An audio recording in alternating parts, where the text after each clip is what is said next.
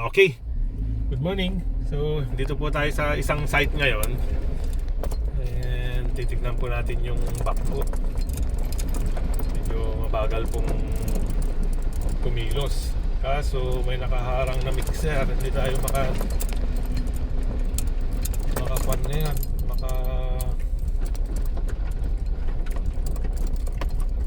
Okay lang. Ito ang challenge natin. Kailangan natin antayin matapos tong mixer.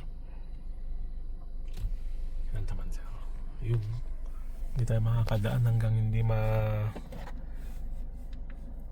matapos. Ito po. Walang dadaanan. Patabihin mo muna mix. Hindi. Paano kaya to?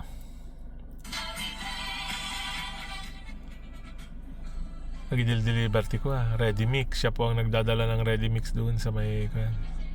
So ang gagawin natin, no choice po tayo, magantay lang po muna tayo. Okay. Makaka-uumpisa lang yan. Yun lang, laking mixer pa, 10 cubic. 10 cubic. Saan siya Okay. So done na po yata yung truck. Magkuhan na lang tayo. Reverse. Maghanap tayo ng Pwedeng sagad. Kasi hindi na natin siya pwedeng papuntahin sa gilid. Baka tumagilid siya, mahulog. Biling ko ngayon pa sa masugyo pa. Sa gilid sa tao. Okay.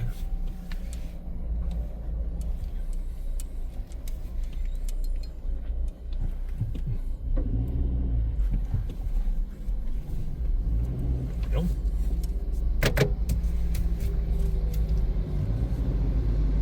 ayun. Nice. Ayos. Diretso pa tayo. Magbigay. Salamat sa mga kasama nating mapagbigay.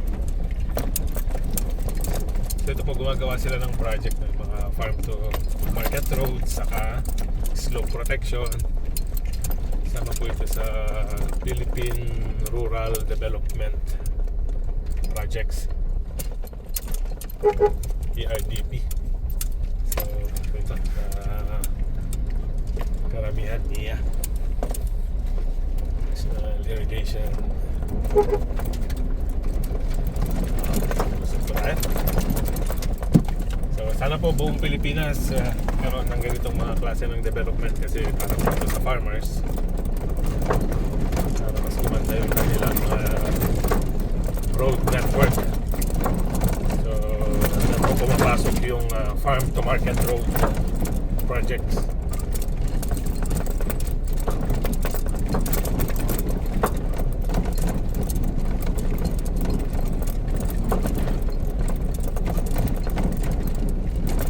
So far itong ganitong klase ng daan, hindi pa naman po tayo gumagamit ng 4-wheel drive. So 2-wheel drive po kaya pa rin ng jeepney.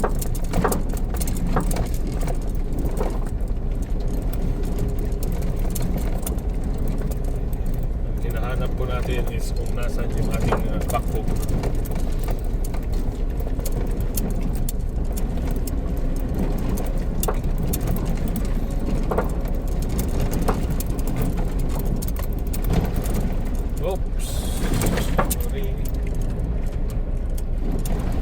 small but terrible talaga si ano.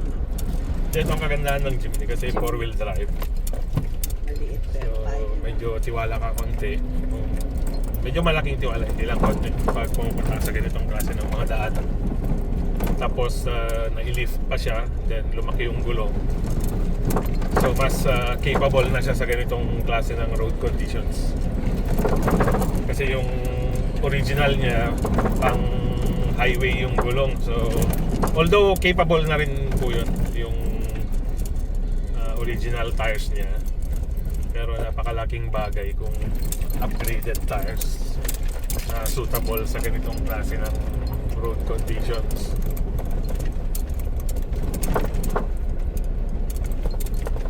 Sa pulag ka lang, di ba po sa pulag sa Yun, bump mo? andun yung backbone na mataki. Okay. Yun na yung main canal. So parang sinordcut natin doon sa kabila. Kasi iba yung dinaanan kasi natin nung nakaraan sa kabila. Kaya lang medyo mas maputik daw.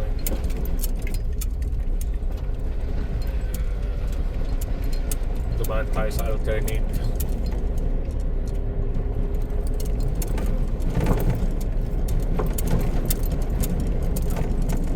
Teka lang sir. Start mo ka na. Kasama po natin si Sir John ngayong araw. Siya po ang ating assist support sa Bako. Ayan.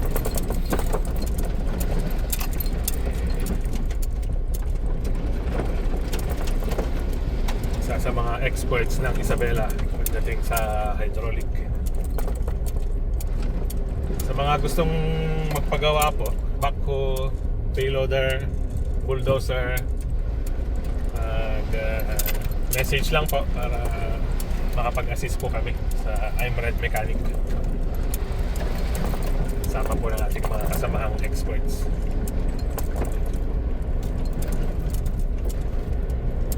Okay, so malapit na po tayo dito sa area. Makikita na natin yung isang dump truck, isang backhoe. Pero hindi pa natin nakikita yung ating backhoe. Parang liliko yata tayo dito lang. Punta. Turn left. Yeah? Hindi ko lang maalala pero tanong natin.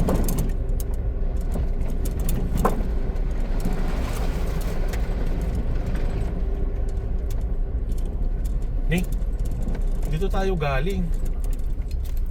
Tanong tawagan. Ibig sabihin sumobra tayo. Oo, Sandali, tawagan. mali. I-return natin. Kasi eto yung dadaanan sana natin. Para tayo. Sandali lang ba? Thank you, sir. Okay. So, reverse po tayo. Sumobra. Okay. So, ang reference natin may dalawang boulders na tumpok. Then, left. Okay.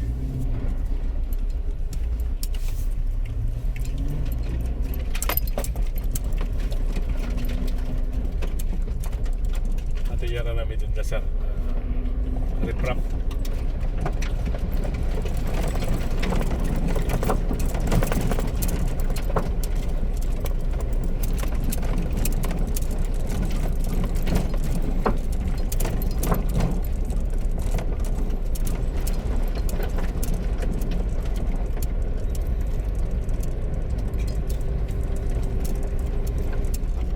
Buti tumigil yung ulan kasi pag dumiretso yung ulan, mas mahirap sana itong daan ngayong araw.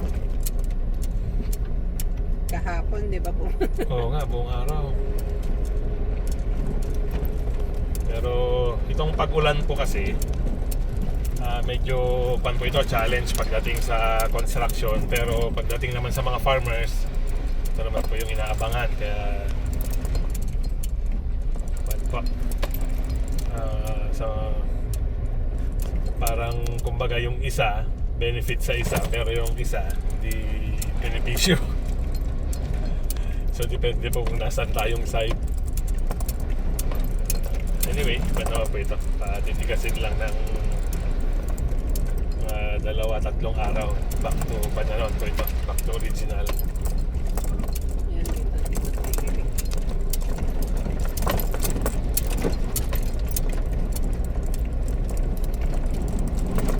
Yan. Dito yung boulders na lilikuan natin. Matandaan naman, sir. Kasurutam. Okay, matijay. Matijay yung kulang mabalitan ito magdamadam-damat ko yan. Tanday, subsubli jay eh. Okay. Kaya dapat yun yung isang, nakala ko yun yung back Yan yung nun. atin. Hindi pala. X. Kala natin yan yung atin. Nakikibak ko pala tayo. Pero habang on the way po tayo doon, since nandito si Sir Melvin, tanungin natin siya kasi expert sa backhoe. So Sir Melvin, pag ikaw ang mamimili ng first priority pag nag-purchase ng backhoe, anong brand sir? Sa China brand tayo pupunta. Sa China, China sir. Liogong sir ang mas afford sa akin na unit. Liugong. Kasi Ang napili po kasi natin is XCMG dahil sa Isuzu engine niya. Yung Liugong sir, anong Cummins din ang kanya. Cummins. Pero okay din ang XCMG sir. Maganda rin sir. Talagang maganda rin yung XCMG. Performance niya. Kasi sa akin po, pag ano na yung nasimulan natin at happy naman tayo, doon na po tayo mag-concentrate kasi yung parts po, para isa na lang yung iniipon nating spare parts. Kasi pag kukuha tayo ng ibang brand na naman, yung spare parts na naman nun, mag-iipon ka na naman ng iba-ibang klase. So since naka 2 years na po yung XCMG natin na 1/2 and very happy naman po tayo sa performance niya. So XCMG na po tayo. Okay, medyo mas challenging itong daan dito. Ano yung challenge? Yun, yung bako. Sir. Naka 4-wheel drive ka na lang. Kaya lang sir, tuno mapangkatoy kasano. Pakatid na lang. Oo, siguro ata ulitin. Kuwan na lang tayo dito. Baka mabalao tayo dito.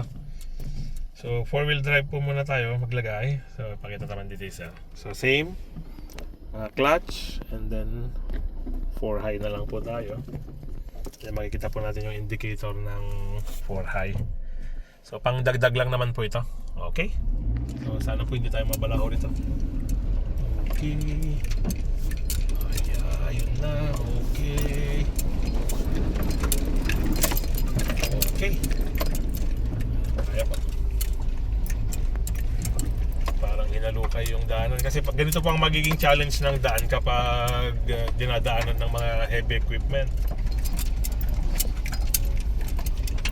Ito po yung ina-explain ko lagi. Bakit sa industry ng construction, napakalaking bagay po ng 4-wheel drive.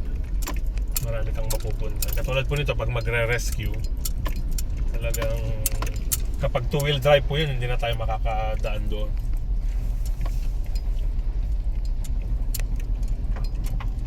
At least naka 4-wheel. Ano na ng lupa itong agreement. Katulad dito po, pag 2-wheel drive po ito, wala na. Maghahanap na po tayo ng magsusupport na magigila.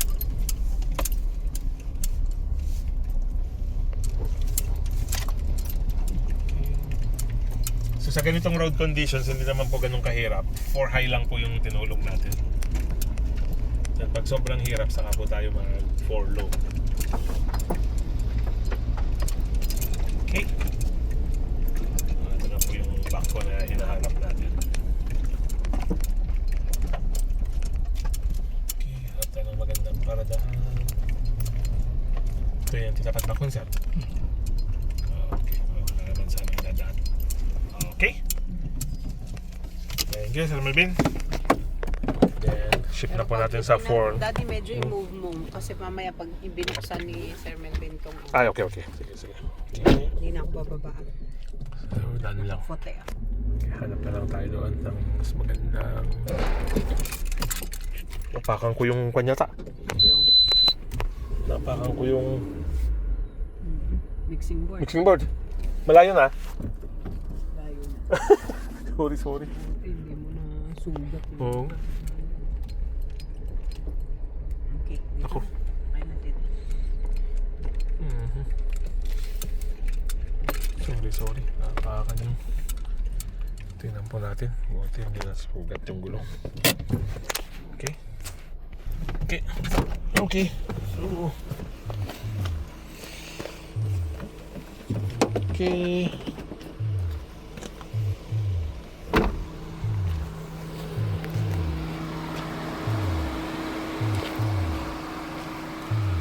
Okay, buti po, walang damage. Okay.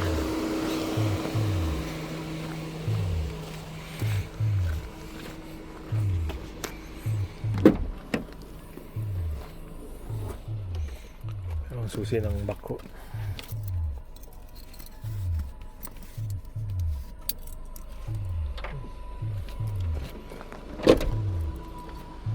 Ito po ang isang challenges ng pag-ooperate ng heavy equipment pag ganito yung klase ng location.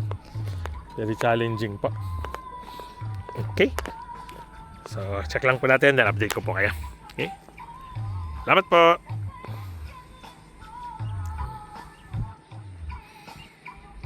Buti po may tubig na tong irigasyon. Dati po nag-dry up. Sobrang walang ulan. Yan po, malaking pasasalamat po rito ngayon sa mga farmers. Okay?